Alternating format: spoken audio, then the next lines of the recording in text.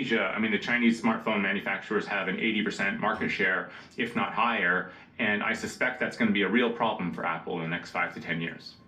One route Apple is pursuing to avoid the trade conflicts between the US and China is to manufacture in India, which has its own tariff problems with President Trump.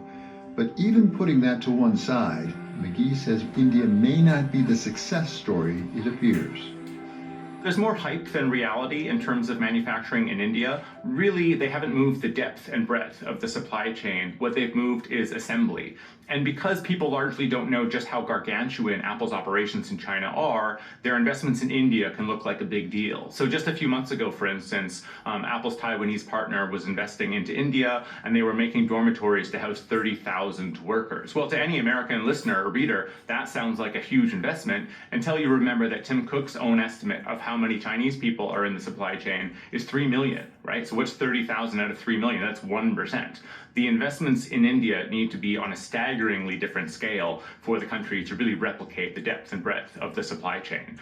I would say on a superficial basis, India absolutely has what it takes. 1.5 billion people, obviously a massive land mass, and wages comparable to what you had in China 20, 25 years ago.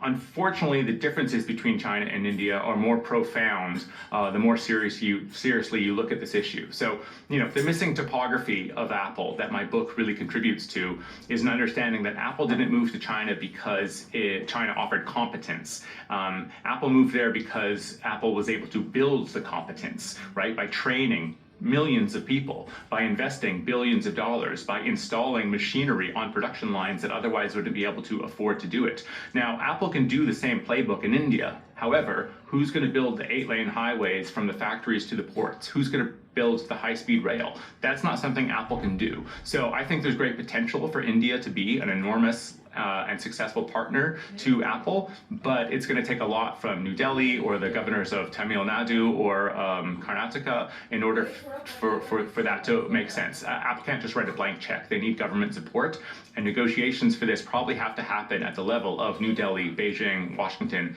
etc., because you can't really expect a company to make these moves and just risk the backlash from Chinese consumers, where Apple has a $70 billion business, and from Beijing. So you're going to have everybody at a table striking some grand bargain for China, in a sense, to allow the manufacturing to leave its country, because Beijing knows better than anybody else what it means to have Apple as a partner in your country building up major industrial clusters. And Beijing wants technology transfer to be a one-way gate. The information comes in, it does not leave.